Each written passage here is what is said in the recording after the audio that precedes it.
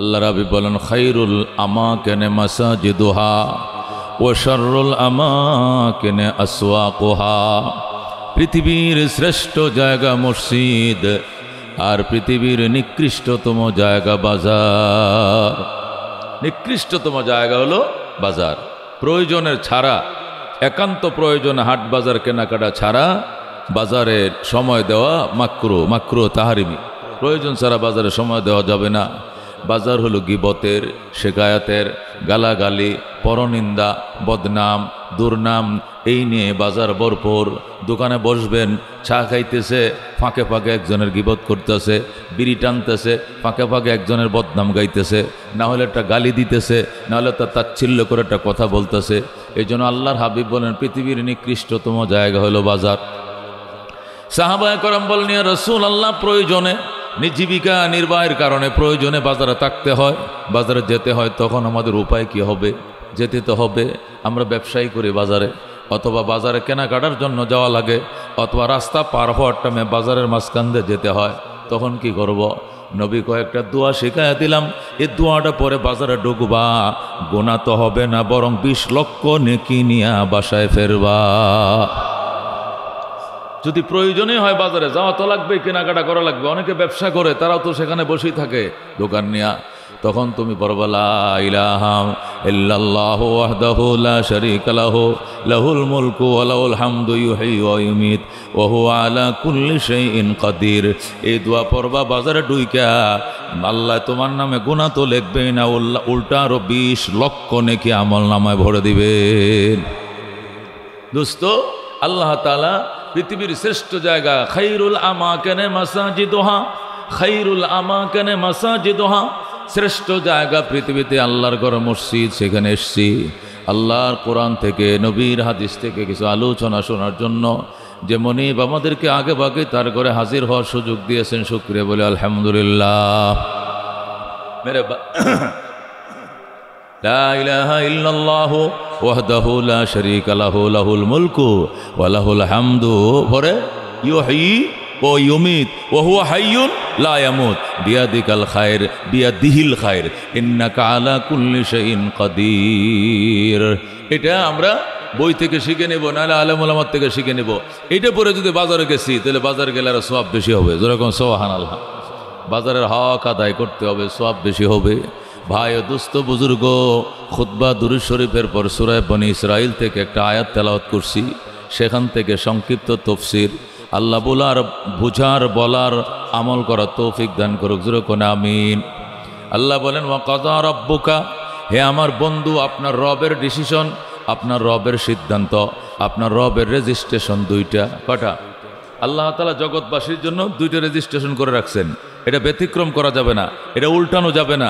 এটা সিল সাপ্পর মারা হয়ে গেছে, ফেরেশতাদের উপস্থিতিতে আল্লাহ সিল মেরে ফেলেছেন। দুইটা বিষয়। এক নম্বর বিষয় হলো আল্লাহ তা'বুদু ইল্লা ইয়া, ইবাদত চলবে, গোলামি চলবে, দাসত্ব চলবে একমাত্র কার?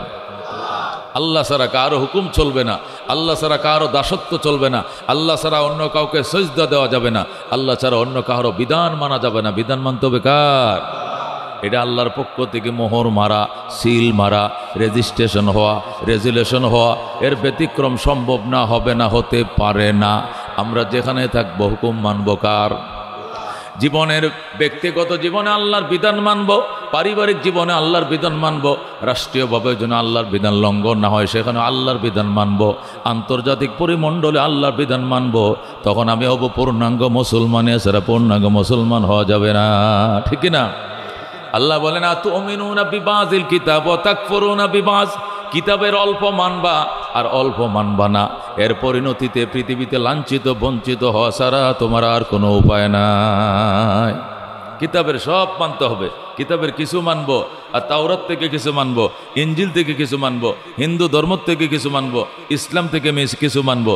আল্লাহ কয় এর দ্বারা অপমান আর লাঞ্ছনা ছাড়া আর কিছু মুসলমানদের দুর্ভোগ ছাড়া আর কিছুই আসবে না। ইসলাম পূর্ণাঙ্গ অনুসরণ করো, সিংহের মতো দাঁড়িয়ে থাকবে মুসলমান। বেঈমানরা পর্যন্ত তাক লাগিয়ে তায়া থাকবে, হায় হায় এত সুন্দর কেমনে রাষ্ট্র চালায়। সুবহানাল্লাহ, এত সুন্দর কেমনে। বাঙালিরা ওই দিন সৌদি আরবে কি করছে? চুরি করছে, চিন্তাই করছে। হ্যাঁ, এরপরে ভয় দেখায়া রাস্তা দাঁড়ায় দাঁড়ায় অস্ত্র নিয়ে দাঁড়ায়, ভয় ভীতি দেখায়া মানুষের টাকা আত্মসাৎ করে, মনে করছে বাংলাদেশ এটা। এরপরে বসায়া কালো টুপি পরাইয়া ফায়ার অফ অ্যান্ড ফায়ার করে 20টা বাঙালিকে উড়িয়ে দিছে। সৌদি আরবের মাটি কত বড় জানেন? একবার প্রায় ইন্ডিয়ার সমান দেশ, পুরা বর্ডার টু বর্ডার, এ মাথার থেকে ওই মাথায় থম থম ভূমিকম্প যেরকম নড়ে যায়, 20টা ফায়ারে সৌদির মাটি শুদ্ধ লড়ে গেছে। অন্তত আগামী 10 বছর আর এই কাজ করার সাহস কেউ পাবে না। কথা ঠিক কিনা? সব কটা ছিল বাঙালি। আল্লাহু আকবার। আফগানিস্তানে গত সপ্তাহে 11 জন ছিনতাইকারীকে ধরে তারা ব্রাশ ফায়ার দিয়ে দিছে, বাস মৃত্যুদণ্ড দিয়ে দিছে। মনে করে আগামী 10 বছরের জন্য দেশ ঠান্ডা। এভাবে আল্লাহর কোরআন যদি একটু একটু প্রতিষ্ঠা হতো। সৌদি আরবে কি কোরআন পুরাটা মানে? আরব রাষ্ট্রকে পুরা মানে? 500 বিধান থেকে হয়তো 10-15টা বিধান ওরা মানে। চুরি করলে হাত কেটে দেয়, জেনা করলে ফাতর মারে, বুঝেন, ছিনতাই করলে ফায়ার করে, বুঝেন, এই কয়েকটা বিধান জারি আছে, তাতে একদম ঠান্ডা। পুলিশকে প্রধানমন্ত্রী পর্যন্ত, ক্যাবিনেট মন্ত্রীরা পর্যন্ত পুলিশ দেখলে দোয়া ইউনুস পড়ে, দুয়া ইউনুস। পুলিশ দিয়ে দেশ চালায়, পুলিশ দেখলে দোয়া ইউনুস পড়ে, লা হাওলা পড়ে, লা ইলাহা ইল্লা আনতা সুবহানাকা ইন্নী কাজ্জা সুরতা, কাজ্জা সুরতা। কো পুলিশ হইতেছে, সুরতা মানে পুলিশ, কো কাজ্জা সুরতা, সুরতা পুলিশ হইতেছে। মিনিস্টাররা পর্যন্ত কাঁপতে থাকে পুলিশ দেখলে। কেন? জানে ওদের যে আইন, এটা আমাকেও ছাড় দেবে না। আল্লাহু আকবার। বাইতুল্লাহ শরীফের কাবার ইমাম যদি একটা কথা ফুসকে মুখ দেয়া উল্টা বের হয়ে যায়, সাথে সাথে গায়েব হয়ে যাবে। চন্দ্র সূর্য আর দেখবে না। চন্দ্র কবে উঠে, সূর্য কিভাবে উঠে, কবে কোথায় ডুবে, মরুভূমির এমন তলদেশে নিয়ে লুকাবে। আর মৃত্যুর আগ পর্যন্ত যদি মুক্তি পায় তাহলে দেখবে চাঁদ সুরজ, এছাড়া চাঁদ সুরজ আর দেখবে না। ঠান্ডা দেশ। কেন? এই কয়েকটা বিধিবিধান চালু থাকার কারণে। আল্লাহ রাব্বুল আলামিন বলেন, আমারও বিধান একটাই, আমাকে মানবা তোমার ব্যক্তি জীবনে, পারিবারিক জীবনে, আন্তর্জাতিক পরিমণ্ডলে আমাকে মানো। আমি আল্লাহ সিদ্ধান্ত করে ফেলছি তোমার শান্তির জন্য এটা বড় সোপান হবে, দলিল হবে। জোরে কোন সুবহানাল্লাহ। এটা আমার 1 নম্বর সিদ্ধান্ত। 2 নম্বর সিদ্ধান্ত, আবিল ওয়ালিদাইনি ইহসানা, খেদমতে প্রাধান্য পাবে মা বাবা। কে পাবে প্রাধান্য? মা বাবা খেদমতে প্রাধান্য পাবে। আমরা ফিরের খেদমতের জন্য, ফকিরের খেদমতের জন্য, ডাক্কা বাবার খেদমতের জন্য, উকিল বাবার খেদমতের জন্য পাগল হয়ে যায়, অথচ নিজের মা বাবার পরনে কাপড় নাই। আমার বিবাহ বার্ষিকী এসে গেছে, বিবাহ বার্ষিকী এসে গেছে, আমার ম্যারেজ ডে এসে গেছে।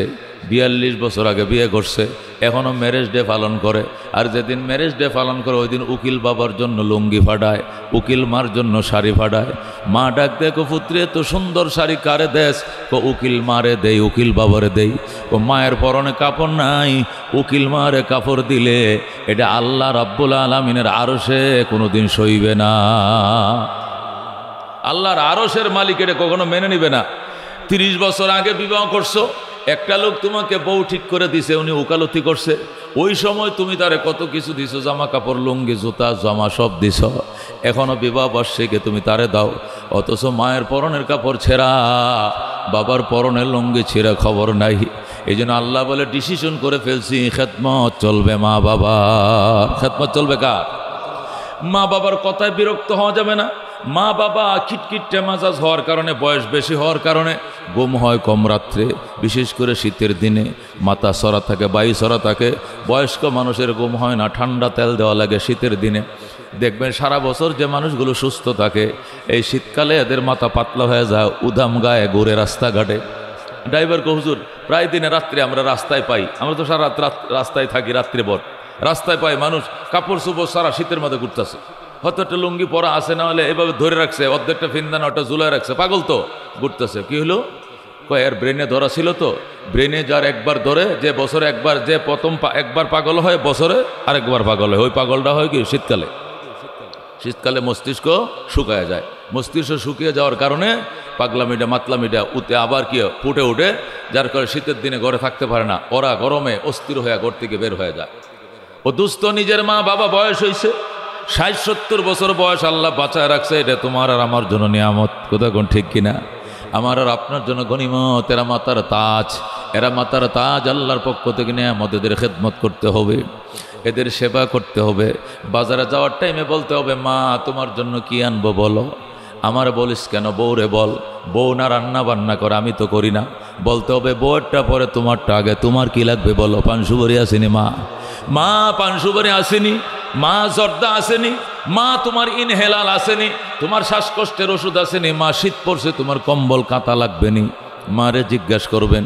বউরে শোনায় শোনায় মারে জিজ্ঞাসা করবেন, ও মা তোমার বাজার আগে করব, তোমার বাজার করার পরে টাকা থাকলে বউর বাজার হবে, নতুবা উপাস থাকবো, তবু গো মায়ের বাজার বাদ দেওয়া যাবে না। মারে এগুলো শোনায় শোনায় বলবা, মার কলিজা ঠান্ডা হয়ে যাবে, দোয়া করবে, আল্লাহ আমার মাথায় যত চুল এত হায়াত তুমি আমার সন্তানরে দিও। প্রাণটা ভরে দোয়া করবে। নবী বলেন মা বাবার দোয়া আর আল্লাহর আরশের মাঝখানে কোনো পার্টিশন না, ডাইরেক্ট কবুল হয়ে যায়। আল্লাহু আকবার, ডাইরেক্ট কবুল হয়ে যায়। এই জন্য মা বাবারা বিরক্ত করা যাবে না। তুমি আমি কত বিরক্ত করছি ছোটকালে হিসাব করনি, কি পরিমাণ বিরক্ত করছি, এটা যদি লেখা রাখতো জবাব দিতে পারতাম না। হাকিমুল উম্মত আশরাফ আলী থানভী রহমতুল্লাহ লেখেন, আমাদের থানাবন্দ এলাকায় এক লোক তার ছেলেকে বলতেছে সকালবেলা, শীতের দিনে সকালবেলা বলছে, বাবা কই যাও? কয় হাল চোয়ার জন্য, যে হাল বাইতে যাই। হাল চইতে পরে যাইও, আগে আমাকে ঘর থেকে বের করে রোদের মাঝে একটা মশলা বিছাইয়া খাতা বিছায় রোদের মাঝে বসো। বুড়া মানুষ বৃদ্ধ মানুষের শীতের দিনে রোদ তাপাইতে ভালো লাগে, ভালো পায়, ঠিক কিনা? রোদের মাঝে বসাও। তো ছেলে করছে কি, বাবারে কুলে করে নিয়ে একটা পাটি বিছাইয়া খাতা বিছাইয়া উঠানে রোদের মাঝে বসাইছে। বসানোর পরে বলছে, বাবা তুমি এনে বসো, রোদ ভালো লাগে? কয় হ্যাঁ ভালো লাগে। হ্যাঁ বসো, বসে থাকো। আমি যাই? হ্যাঁ আমি যাই। কোনা যাইও না, বসো। ছেলেকেও বসাইছে। বসানোর পরে বলতেছে, বাবা ওই যে আম গাছটা দেখা যায়, এটা ডালের মধ্যে কি বসছে বলো তো? কয়টা বসছে, এটা পাখি আর কি। কি নাম? কয়টা কাক। ও কাক। হ্যাঁ। কি কি কি পাখি? কি পাখি? আবার বলো। কাক। আবার বলো। কাক। আবার বলো। 3 বার জিজ্ঞাসা করছে, বাবা এটা কি পাখি? যখন 3 বার জিজ্ঞেস করছে, ছেলে তো মনে করেন ফায়ার হয়ে গেছে। হ্যাঁ, একটা কথা কয়বার বলতে হয়? আমি বলছি না এটা কাউয়া, তুমি কাউয়া ছিল না? আমি বলছি না কাক, কয়বার বলতে হয়? মানে তার মেজাজ হট হয়ে গেছে, গরম হয়ে গেছে।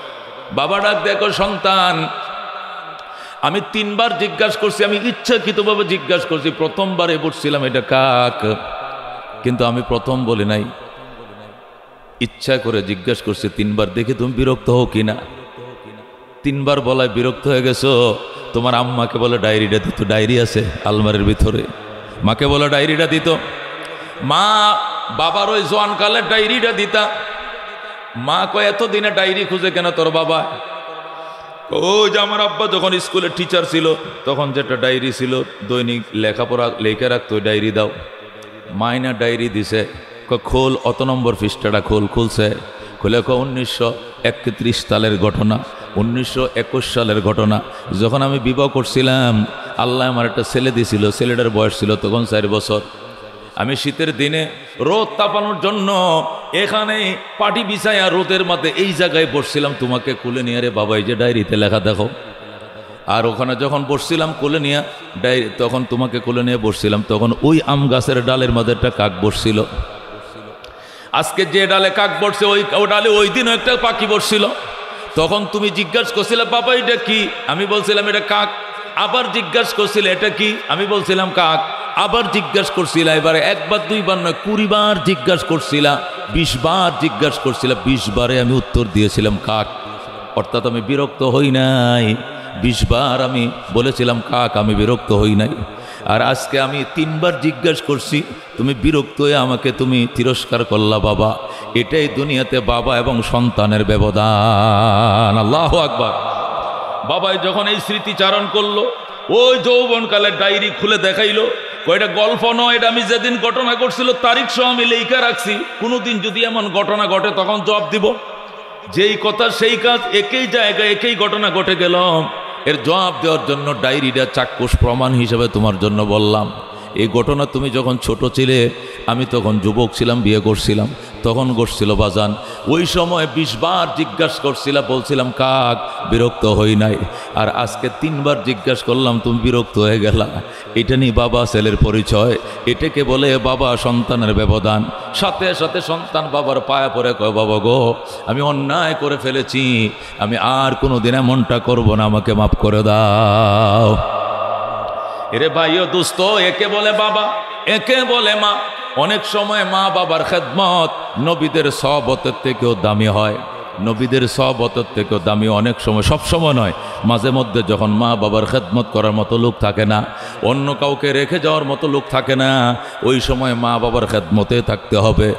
যদিও নবীরা ডাকে, ওই ডাকে পরে সাড়া দেওয়া লাগবে, আবে মা বাবার ডাকে সাড়া দিতে হবে। আল্লাহু আকবার। এই ঘটনা আমার নবীজির জীবনেই ঘটেছে। ইয়ামেনের বিখ্যাত আল্লাহর ওলি ছিলেন হযরতে ওয়াইস করণী রাহমাতুল্লাহ আলাইহি। উনি ইয়ামেনের বিখ্যাত বুজুর্গ ছিলেন ওয়াইস করণী। আল্লাহু আকবার। তিনি তার মার খেদমত করতেছিলেন। মার খেদমত তো কোথাও যাইতে পারে না, মারে কুলে করে বাথরুমে নিতে হয়। আগের দিনের বাথরুমগুলো তো জঙ্গলে থাকতো, ঘরের পিছনে। মারে কুলে করে বাথরুমে নেয়, ওয়াশ করে সেখান থেকে ঘরে আনে, মারে গোসল করায়, মারে কাপড় চোপড় বদলায় দেয়। মা ছাড়া ওয়াশ করুনির আর কেউ ছিল না। ওয়াশ করুনির জন্য মা ছাড়া কেউ নাই, মার জন্য ওয়াশ করুন ছাড়া কেউ নাই।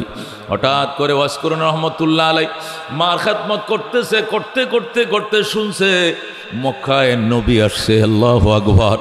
রহমতুল্লিল আলামিন মক্কায় নবী হিসাবে আবির্ভূত হলেন। এই সংবাদ শোনার পর ওয়াশ করুনি দেওয়ানো হয়ে গেছে, নবীর কাছে যাবে, কালমা পড়বে, সাহাবীর খাতায় নাম লেখাবে। ওয়াশ করুনি পাগল হয়ে গেছে, মা আমি নবীর কাছে যাব, মক্কায় নবী আসছে, নবীর কাছে গিয়া কালমা পড়ে সাহাবী হলে পৃথিবীর শ্রেষ্ঠ মুমিন হওয়া যাবে। সাহাবায়ে কেরামের মতো মর্যাদাশীল নবী রাসূলগণের পরে আর কেউ নাই, ওলিয়া উলিয়ার থেকেও দামি সাহাবায়ে কেরাম। আবু বকর সাহাবী হয়ে গেছে, ওমর হয়ে গেছে, ওসমান হয়ে গেছে, আমার কপালে সাহাবিয়ত নাই, মা আমাকে যাইতে দাও। মা ডাক দেখো সন্তান, আমি মা বলছি তুমি যাইও না, মার খেদমত আগে, নবীর সে খেদমত পরে। আল্লাহু আকবার।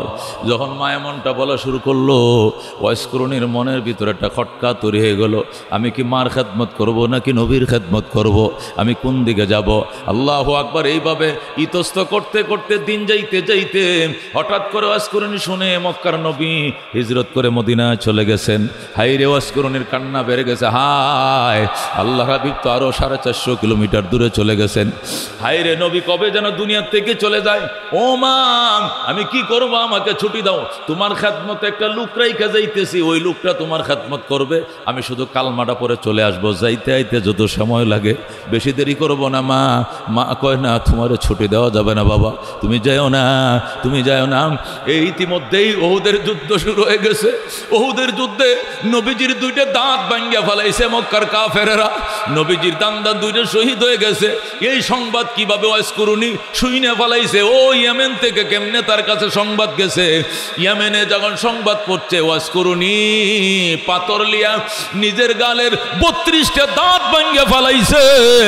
নবীজির গাল মোবারকে দাঁত নাই, আমার গালে একটা দাঁত আমি রাখবো না। আল্লাহু আকবার। হযরত ওয়াইস করণী রাহমাতুল্লাহ আলাইহি নবীজির দুইটা দাঁত ভাঙ্গার কথা শুই না, নিজের 32টা দাঁত ভেঙে দিয়েছে। আর বলে যে নবীজির গালে গাল মোবারকে দান্দার নাই, আমার গালে কেন দান্দার থাকবে? আমি নবীকে অনেক মহব্বত করি, মারে তোর খেদমতের কারণে নবী দেখতে পারলাম না। এইভাবে ওয়াইস করণীর দাঁতগুলো ভেঙে ফেলছে। এরপরেও ওয়াইস করণীকে তার মা যাইতে দেয় না। অবশেষ আল্লাহর হাবিব চিঠি লেখাইছে এক সাহাবী দিয়া, সাহাবীরে আমার একটা পত্র লিখে দে, আমি তো লেখাপড়া জানি না, আমার একটা পত্র লিখে দে। নবীর কাছে ফাটাই, আমি কি নবীর সাথে সাক্ষাৎ করব নাকি মার খেদমতে থাকবো? এই কথাটা আমি নবীজির মুখে শুনতে চাই। আল্লাহু আকবার। আল্লাহর হাবিব সাল্লাল্লাহু আলাইহি সাল্লামের কাছে ওয়াইস করুনি চিঠি লিখছে। ওয়াইস করুনি চিঠি লিখছে, নবী গো, আমি ওয়াইস করুনি, আমি একটা মা ভক্ত সন্তান, মার খেদমতে আছি।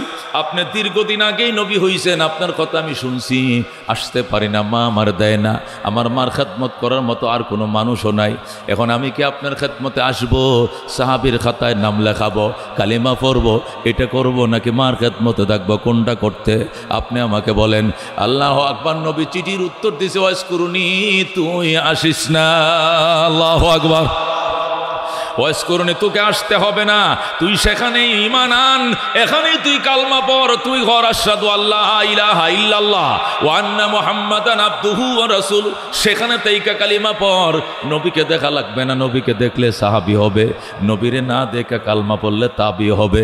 প্রয়োজনে তুই তাবিন থাকবে, তবু তুই মার খেদমত তুই আসিস না। এরপরে সে স্বস্তিতে নিঃশ্বাস ফেলছে, কিন্তু কান্দে, মা ও মা, মারে নবী দেখতে দেখতে পারলাম না।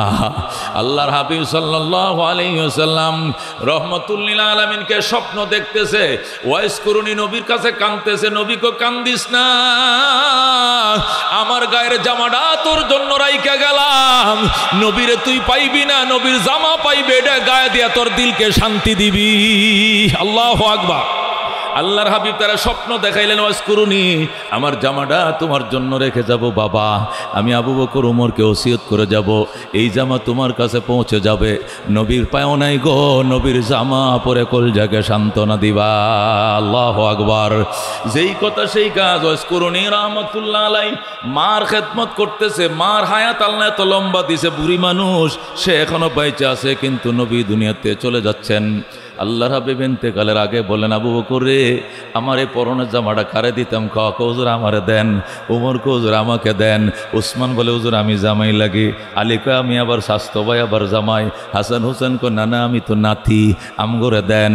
রাহমাতুল লিল আলামিন কো মনে কিছু নিও না, এই জামা আমার আশিক ওয়াজ করুনির জন্য রেখে গেলাম। আল্লাহু আকবার।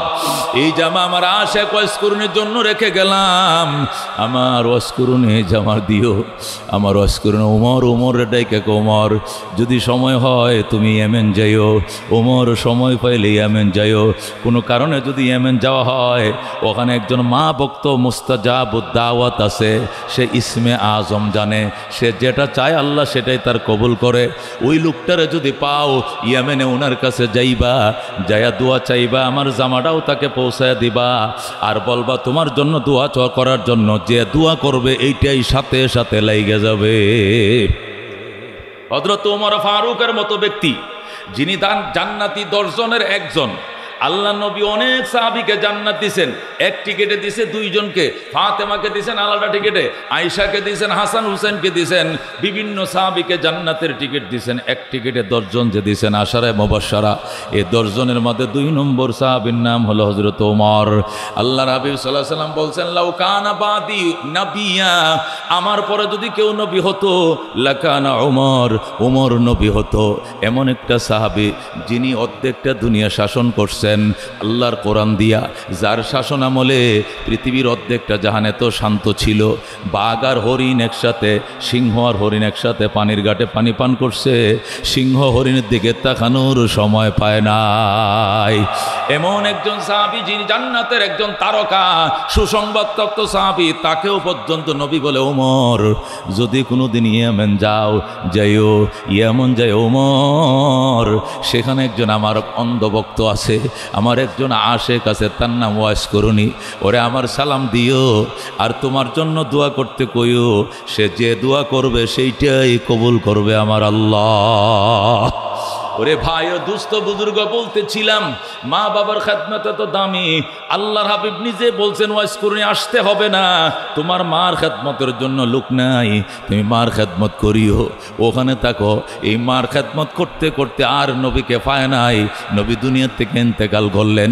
যদি নবীকে এক নজর দেখতে পাইতো ঈমান সহকারে সাহাবী হয়ে যাইত, সাহাবী হতে পারে নাই, তবু গো মা ছাড়ে নাই। আল্লাহু আকবার। এই জন্য ভাই ও দুস্থ বুজুর্গ, মা অত্যন্ত দামি জিনিস, বাবা অত্যন্ত দামি জিনিস, অবহেলা করা যাবে না। আব্দুল্লাহ ইবনে মুবারক বলেন, বাইতুল্লাহ তোয়াফ করতেছে একটা লোক খাসা মাথায় নিয়ে, আমি বললাম খাসা মাথায় নিয়ে তোয়াফ করো কেন? এখানে আলু আছে, তরমুজ আছে, নাকি আছে, নাকি আনারস আছে, না কলা আছে? লোকটাকে হুজুর আলাস নাই, কলাও নাই, কিচ্ছু নাই খাসার মধ্যে। এই খাসার মধ্যে আমার অবাগিনী মা। আমি যখন হজে রওনা করছি, আমার মা, আমি দোয়া চাইতে গেলাম, মা গো হজে যাই দোয়া করো, মা কয় আমাকেও নিয়ে যাও। আমি বললাম তোমারে কেমনে, আমি গরিব, তোমাকে নিয়ে আরব সাগর কেমনে পারবো? চিন্তা করিস না, আমি তো মা, আমি আল্লাহর দুয়ারে দোয়া করব, আল্লাহর দরবারে দোয়া করব, তুই চোখ বন্ধ করে দাঁড়ায় থাকবে, আমি দোয়া করব, চোখ খুলে দেখবে বিনা নৌকায় সাগর পার হয়ে গেছো। এমন দোয়া দিছে আমার মা। ওগো আব্দুল্লাহ ইবনে মুবারক, আমার মা আমাকে এমন দোয়া দিছে, আল্লাহ আমারে বাইতুল্লাহর সামনে নিয়ে আসছে, মা আমার মাথায়, মা হাঁটতে পারে না, এই জন্য আমি তোয়াফ করি, মার জন্য তোয়াফ করাই, আমার তোয়াফ হয়ে যায়, মায়ের তোয়াফ হয়ে যায়। আব্দুল্লাহ ইবনে মুবারক সুবহানাল্লাহ সুবহানাল্লাহ। মা ভক্ত সন্তান দেখছি, এমন মা ভক্ত সন্তান দেখি নাই।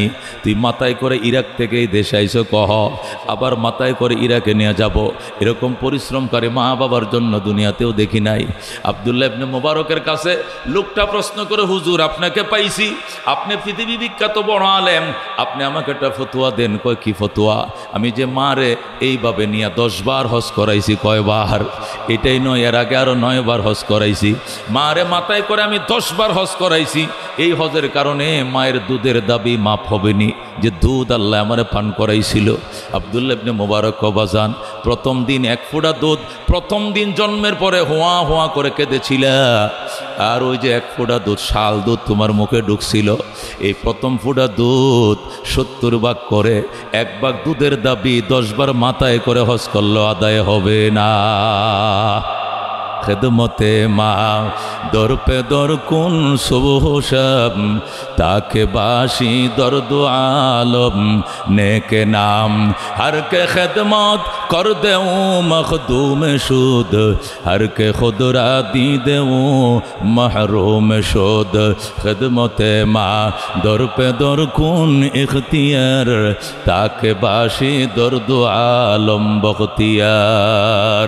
এই জন্য ভাই ও দুস্থ বুজুর্গ, আল্লাহর হাবিব বলছেন, মা বাবা যদি একসাথে পরামর্শতে বউ ছেড়ে দাও, বউ ছেড়ে দিও, তবু গো মা বাবা ছাইরো না। এত দামি মা বাবা, এত দামি মা বাবা। হযরত ইব্রাহিম আলাইহিস সালামের পরামর্শে ইসমাইল বউকে তালাক দিয়ে দিছে, নতুন বিয়ে করছে, তবু গো বাবার কথাও মান্য করে নাই। জোরে কোন আল্লাহু আকবার। এই জন্য হাকিমুল উম্মত মুজাদ্দিদে মিল্লত কিতাবের মধ্যে লেখে, মা বাবার খেদমত যারা করবা 5টা জিনিস পাইবা। 10 বছর বাড়বে, সর্বোচ্চ হায়াত পাবে। যেটা খেদমত করবে ছেলে, ওইটাই হায়াত বেশি পাবে। এর ছোটটাও মরে গেছে, বড়টাও মরে গেছে, ওইটা মরবো না। আল্লাহ নেক হায়াত, দীর্ঘ হায়াত তাকে দিবে। সুবহানাল্লাহ। 2 নম্বরে মা বাবার খেদমত যারা করবে, এদেরকে আল্লাহ বিরাট বড় বড় অ্যাক্সিডেন্ট থেকে বাঁচাবে, নির্ঘাত মৃত্যুর মুখ থেকে নিজের হাতে আল্লাহ বাঁচাবে। লঞ্চ ডুব যে সকল সাথী মারা গেছে, সে মরবে না। সিএনজি অ্যাক্সিডেন্ট মারা গেছে, ড্রাইভার সহ সবাই মারা গেছে, ওই লোকটার গায়ে আঁচড়ও লাগবে না। 11,000 ভোল্টেজে টাচ করছে, লাথি দিয়ে ফেলে দিছে, কিন্তু সে মরবে না। মার দোয়া, বাবার দোয়া, সেগুলো কোন সুবহানাল্লাহ। আল্লাহর হাবিব বলেন, মা বাবার দোয়া আর আল্লাহর আরশের মাঝখানে কোনো পার্টিশন নাই। আল্লাহু আকবার। এই জন্য হাকিমুল উম্মত বলেন, 1 নম্বরে দীর্ঘ হায়াত পাইবা, 2 নম্বরে বড় বড় মুসিবত থেকে বাঁচবা, 3 নম্বরে সম্মানের চেয়ার পাইবা। তুমি মন্ত্রী মিনিস্টার হইবা, ইমাম হইবা, খতিব হইবা, সভাপতি হইবা, সেক্রেটারি হইবা, মান্যবর হইবা, সমাজের মান্যবর হইবা, মাতবর হইবা, মা বাবার খেদমতের উসিলায়। 4 নম্বর পুরস্কার, মা বাবার খেদমত করবা গো, মদিনায় যাইবা। মা বাবার খেদমতকারী সন্তান আর কিছু পাক আর না পাক, সে আল্লাহর ঘর পাইবে, নবীর রওজা পাবে, মানে হজ করবে, আল্লাহ তারে উমরা করার ভাগ্য দিবে, আল্লাহর ঘরের সামনে যাবে, খোদার ঘর দেখবে, নবীর রওজায় যায় সালাম দিবে, আল্লাহ তাকে হজ বা উমরা করার ভাগ্য খুলে দিবে। যেরকম সুবহানাল্লাহ। হাকিমুল উম্মতরে প্রশ্ন করে, এটা কোন দলিল, এটা কিসের দলিলে? কয় বুখারী শরীফের 2য় খণ্ড, বাবুন ফি বিরিল ওয়ালিদাইন। আল্লাহর হাবিব বলছেন, যে ব্যক্তি মায়ের মুখের দিকে তাকাবে, নজর ফিরানোর আগে কবুল হজের সওয়াব। আল্লাহু আকবার। সাহাবী বলেন, হুজুর কোন কি? সারাদিন তো মা বাবার অনেকবার দেখি, আমরা 51 ভুক্ত ফ্যামিলি, এক বাসায় থাকি, গোসলের টাইমে দেখা, খাওয়ার টাইমে দেখা, শোয়ার টাইমে দেখা, ফান খাওয়ার টাইমে দেখা, মার সাথে বারবার দেখা হয়। রসুল কয়, একদিনে যদি 100 বারও দেখা হয়, মায়ের নজরে দেখতে হবে, প্রত্যেকটা নজরে কবুল হজের সওয়াব দিবে আমার আল্লাহ। সুবহানাল্লাহ।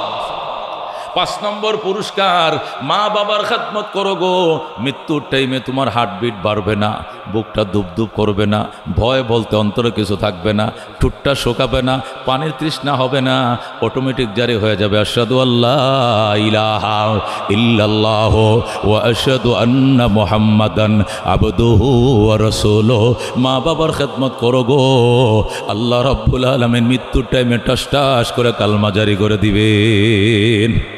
এক সাহাবী মৃত্যুর টাইমে কালমা নসিব হয় না, তার ওয়াইফ আয়েশা নবীকে বলতেছে, রসুল গো আমার স্বামীকে একটু দেখতে চলেন। কয় কেন? এত চেষ্টা করতেছি, তার দাঁতি লেগে গেছে, দাঁতে দাঁতে খিল লেগে গেছে, কালমা পড়তে পারে না। নবী কয় তার মা আসেনি? কয় আছে।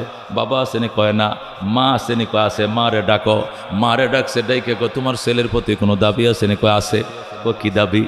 বিয়ের আগে আমার কথাবার্তা শুনতো, বিবাহর পরে বউর কাছে মুরিদ হয়ে গেছে, আমার কথা শোনে না, এই জন্য আমার মনে বড় ব্যথা।